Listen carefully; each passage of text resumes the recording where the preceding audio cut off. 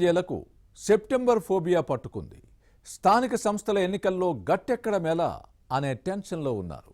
ద్వితీయ శ్రేణి నేతలందరికీ న్యాయం చేయకపోతే శాసనసభ్యులకు ఇబ్బందులు ఎదురుకానున్నాయా? బీఆర్ఎస్ నుంచి హస్తం పార్టీలో చేరిన నేతలతో చిక్కులు తప్పవా? స్థానిక సంస్థల ఎన్నికలపై కాంగ్రెస్ ఎమ్మెల్యేల ఆలోచనలేంటి? పార్టీ మారిన శాసనసభ్యులు ఉన్న చోట్ల ఎదురయ్యే సమస్యలేంటి?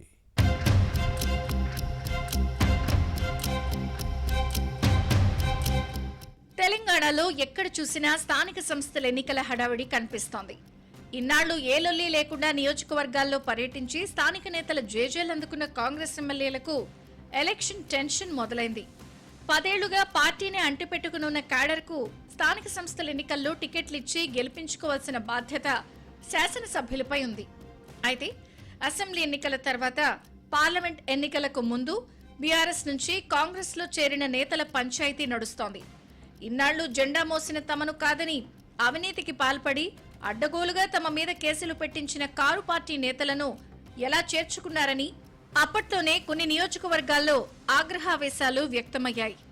అయితే కాంగ్రెస్ నేతలకు తప్పకుండా న్యాయం చేస్తామన్న హామీతో వారి కోపాన్ని తగ్గించే ప్రయత్నం చేశారు ఎమ్మెల్యేలు. దీంతో ఇప్పుడు స్థానిక సంస్థల ఎన్నికలకు సమస్యగా మారనున్నాయి. ఎన్నికల గండం నుంచి ఎలా గట్టెక్కాలో తెలియని భయం వారిలో నెలకొంది.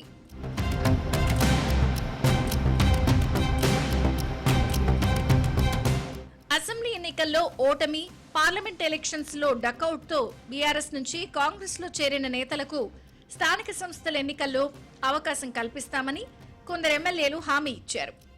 ఇప్పుడు అదే వారికి తలనొప్పిగా మారబోతోంది. కాంగ్రెస్ రాష్ట్ర వ్యవహారాల incharge Meenakshi Natarajan, TPCC chief Mahesh Goud ఇటీవల కరీంనగర్ జిల్లాలో పార్టీ పరిస్థితిని సమీక్షించారు. కేడర్ అభిప్రాయాలు తెలుసుకుని 80% పైగా పాత కాంగ్రెస్ నేతలకే న్యాయం చేస్తామని హామీ ఇచ్చారు. దీంతో పాత కాంగ్రెస్ నేతల్లో ధీమా కనిపిస్తోంది. అయితే ఇక్కడ కొందరు శాసనసభ్యుల ఆలోచన మరోలా ఉన్నాయి.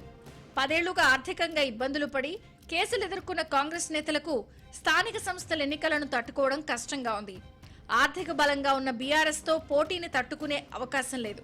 దీంతో వారికి టికెట్లు ఇచ్చి ఓడిపోవడం కంటే బీఆర్ఎస్ నుంచి కాంగ్రెస్ లో చేరిన డబ్బున్న నేతలను రంగంలోకి దించడమే మేలన్న భావంలో కొందరు అధికార ఎమ్మెల్యేలున్నారు. ఇక్కడే వారికి అసలు సమస్య వచ్చే అవకాశం కనిపిస్తోంది. ఇన్నాళ్లు జెడ్పీటీసీలు, ఎంపీటీసీలు, సర్పంచులు లేరు. దీంతో గ్రామాల్లో ఎమ్మెల్యేలు ఈజీగా పర్యటించారు. స్థానిక సంస్థల ఎన్నికల తర్వాత శాసనసభ్యులు ప్రోటోకాల్ ప్రకారం నడుచుకోవాల్సి ఉంటుంది. అయితే ఎమ్మెల్యేగా గెలుపు కోసం కష్టపడ్డ వారికి స్థానిక సంస్థల ఎన్నికల్లో టికెట్లు దక్కకపోతే జనం మధ్య నిలదీసే అవకాశం ఉంటుంది. దీంతో ఆశావహులు ఎక్కువ ఉన్న చోట ఏం చేయాలో తెలియక గందరగోళానికి గురవుతున్నారు. ఒకరికిస్తే మరో 3 లేదా 4 మొండి చేయి చూపించాల్సి ఉంటుంది.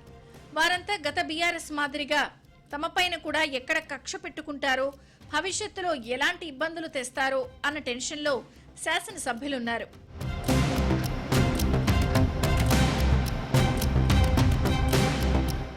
మరోవైపు కరీంనగర్ మున్సిపల్ కార్పొరేషన్లో కొందరు బీఆర్ఎస్ మాజీ కార్పొరేటర్లు కాంగ్రెస్ లో చేరారు. వారి చేరికను పాత కాంగ్రెస్ నేతలు వ్యతిరేకించారు. కార్పొరేటర్ గా పోటీ చేద్దామనుకున్న తమ పరిస్థితి ఏంటని అధిష్టానంపై మండిపడుతున్నారు. ఇక్కడ సిటీ కాంగ్రెస్ అధ్యక్షుడు నరేందర్ రెడ్డి, పార్లమెంట్ ఎన్నికల్లో ఓడిన రాజేందర్ రావు తమ నేతలకే కార్పొరేటర్ టికెట్లు ఇప్పించుకునేందుకు పోటీ పడే అవకాశం ఉంది. ముందు నుంచి సిటీ కాంగ్రెస్ బలోపేతం కోసం తన వెంట ఉన్న వారి సీట్ల కోసం నరేందర్ రెడ్డి లాబీయింగ్ చేస్తున్నారు. ఎన్ను కాదని కొత్త వారికి టికెట్లు ఇస్తే మాత్రం పాత కాంగ్రెస్ నుంచి ఇబ్బందులు తప్పకపోవచ్చు. ఇక జగిత్యాల బీఆర్ఎస్ నుంచి ఎమ్మెల్యే సంజయ్ కుమార్ కాంగ్రెస్ లో చేరడంతో ఇక్కడ కొత్త చిక్కులు వస్తున్నాయి. ఇప్పటికీ ఒరిజినల్ కాంగ్రెస్, డూప్లికేట్ కాంగ్రెస్ అంటూ మాజీ ఎమ్మెల్సీ జీవన్ రెడ్డి, శాసనసభ్యుడు సంజయ్ అనుచరుల మధ్య వార్ నడుస్తోంది. స్థానిక సంస్థల ఎన్నికల్లో టికెట్లన్నీ తన వర్గానికే దక్కేలా జీవన్ రెడ్డి ఇప్పటికే పార్టీపై ఒత్తిడి తెస్తున్నారు. సంజయ్ కుమార్ కూడా తనతో పార్టీలోకి వచ్చిన వారికి న్యాయం చేయాలని డిమాండ్ చేస్తున్నారు.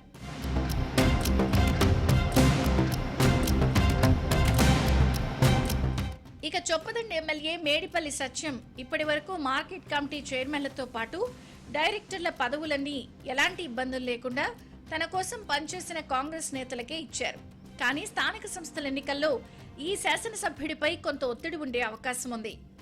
మానుకొండూరు మండలంలోని ఇటీవల కొందరు నేతలు కాంగ్రెస్ తీర్థం పుచ్చుకున్నారు. అక్కడ కూడా కొంత గందరగోళం నెలకొనే అవకాశం ఉంది. ఇలా స్థానిక సంస్థల ఎన్నికల్లో బీఆర్ఎస్ ను ఢీకొని గెలవడం పెద్ద సవాలే. సొంత పార్టీలోని అందరికీ న్యాయం చేయలేకపోతే వ్యతిరేకత మూటగట్టుకోవాల్సి వస్తుందో అన్న భయం నెలకొంది. అయితే అధికారంలో ఉన్నామన్న ధీమాతో ఎవరికైనా అన్యాయం జరిగినా వేరే విధంగా న్యాయం చేస్తామన్న భరోసా ఇచ్చి బుజ్జగించే అవకాశమూ ఉంది. ప్రభుత్వానికి ఇంకా 3 ఏళ్లకు పైగా గడువుంది. ఎమ్మెల్యేలను ఎదిరించి నిలదొక్కునే పరిస్థితి క్యాడర్కు లేదు.